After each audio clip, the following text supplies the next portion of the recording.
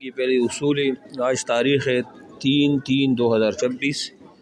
یہ اصول حدیث ہے، اس کو پڑھ لیتے ہیں۔ اس سے پہلے ہم نے پڑھا تھا یہ حدیث قدسی کو بھی پڑھا تھا، اور اس طرح مرفوع حدیث، موقوف حدیث، اور اس طرح یہ جو مقطوع ہے اس کو بھی پڑھ لیا تھا۔ آج ہم یہ پڑھیں گے ہاں جی، انواع اخرى مشترکۃ بین المقبول والمردود۔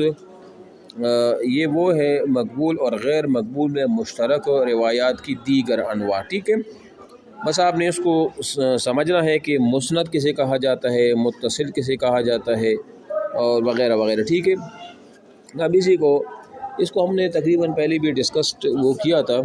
تو اس میں یہ ہے کہ لغت میں مسند اسم مفعول ہے، یہ بمعنی اس نے منسوب کیا، اس نے اضافت کی، اور اصطلاح میں کیا ہے، جس کی سند نبی علیہ السلام تک متصل مرفوع ہو۔ یعنی مسند کون سی روایت کو کہا جاتا ہے؟ مسند اس روایت کو وہ کہا جاتا ہے جس کی سند آپ علیہ السلام تک، سند مرفوع سند وہ آپ علیہ السلام تک موجود ہو، تو اس کو مسند روایت کہا جاتا ہے۔ مرفوع کا مطلب یہ ہے کہ جو بھی حدیث ہو اس کی نسبت آپ علیہ السلام کی طرف وہ کی جائے، لیکن اگر اس کی سند بھی متصل ہو اور آپ علیہ السلام تک ہو تو اس کو مسند حدیث وہ کہا جاتا ہے۔ ایک تو یہ ہے۔ دوسرا، کتابوں میں مسند کتاب اس کو کہا جاتا ہے، یہ بھی غور کریں۔ مسند کتاب یعنی ایسی کتاب جس میں ایسے احادیثوں کو لایا گیا ہو کہ وہ احادیث صحابہ کے ناموں کی ترتیب سے اگر لکھا گیا ہو تو اس کو مسند کتاب کہا جائے گا۔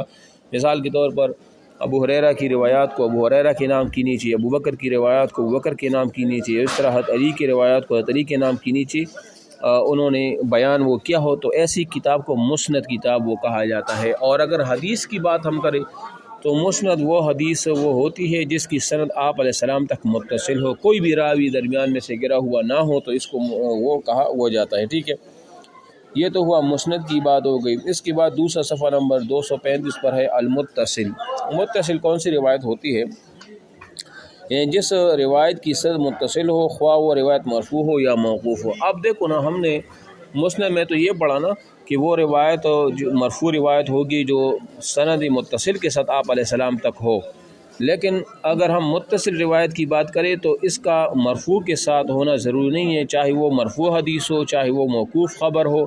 مرفوع حدیث مثال جس میں آپ علیہ السلام کی قول و فعل کا ذکر ہو، اور موقوف ہو جس میں کسی صحابی کی قول و فعل کا ذکر ہو، لیکن اگر اس کی سند متصل ہو دونوں صورت میں تو اس کو متصل وہ کہا جائے گا۔ ٹھیک ہے، اس کے بعد آ جاتا ہے المطلب الثانی ثالث، یعنی زیادات الثقات کا مطلب کیا ہے؟ اب زیادات الثقات کو آپ نے سمجھ لینا ہے کہ زیادات زیادہ کی وہ جمع ہے، اور زیادہ کو کہا جاتا ہے، اور ثقہ کی جمع ہے۔ ثقات کا معنی جو وہ راوی جو اوتھینٹک ہو، جو مقبول ہو، جو ہر لحاظ سے اوتھینٹک ہو، اس کو ثقات وہ کہا جاتا ہے۔ ٹھیک ہے نا، تو زیادات الثقات کا مطلب کیا ہے؟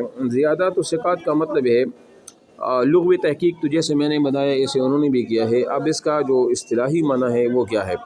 دیکھو یہاں صفحہ نمبر 237 پر آپ دیکھیں، اور ثقہ سے مراد عادل اور ضابط ہے، یعنی کوئی ایسا راوی ہو جو عادل بھی ہو، جو عدالت والا ہو، یعنی مطلب جو گناہوں سے پرہیز کرنے والا ہو، اور ضابط بھی ہو۔ ضابط کا مطلب کہ ان کا حافظہ بھی مضبوط ہو، کوئی چیز اس سے بھولتا نہ ہو، احادیث ان کو یاد ہو، چاہے وہ کتابوں میں کے اندر ہو لکھا ہوا ہو یا اس کے دل و دماغ میں ہو۔ ٹھیک ہے، تو ثقہ سے مراد عادل اور ضابط ہے، اور ثقہ کی زیادتی سے مراد ثقہ راوی کے روایت میں موجود وہ الفاظ جنہیں ہم زائد دیکھتے ہیں، ان الفاظ کو دوسرے ثقات اور حدیث میں دوسرے ثقات اس حدیث میں بیان نہیں کرتے۔ کیا مطلب؟ زیادہ تو ثقات کا مطلب یہ ہے کہ ایک راوی ہوگا، ثقہ ہوگا، وہ اپنے حدیث میں کچھ ایسے الفاظ کو زیادہ کرتا ہے جو دوسرے ثقہ راوی نے اس کو زیادہ نہ کیا ہو حدیث کی باب میں، حدیث میں، چاہے وہ سند میں ہو یا چاہے وہ حدیث کی ٹیکسٹ متن میں ہو، تو اس کو زیادات و ثقات وہ کہا جاتا ہے۔ آپ اس کے نام کو دیکھیں نا تو آپ کو پورا کا پورا وہ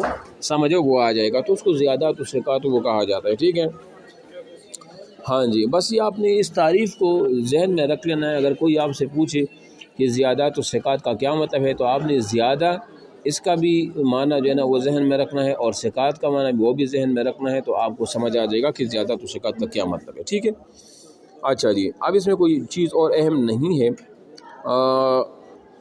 لیکن آپ یہاں پر دیکھیں اسی پیج پر صفحہ 237 پر 3 نمبر پر آپ دیکھیں جیسے مکان وقوعہا، زیادات کا محل وقوع، یعنی یہ جو زیادات و ثقات ہے یہ کہاں پر واقع ہوتے ہیں؟ کہتے تقع الزیادۃ فی المتن کما تقع فی السند، جس طرح حدیث کی جو مین الفاظ ہوتے ہیں، متن ہوتی ہے، جدھر جہاں حدیث کی متن میں اس طرح ہوتا ہے زیادات و ثقات ہوتا ہے، تو اسی طرح سند کے اندر بھی زیادات و ثقات وہ ہوتا ہے، ٹھیک ہے۔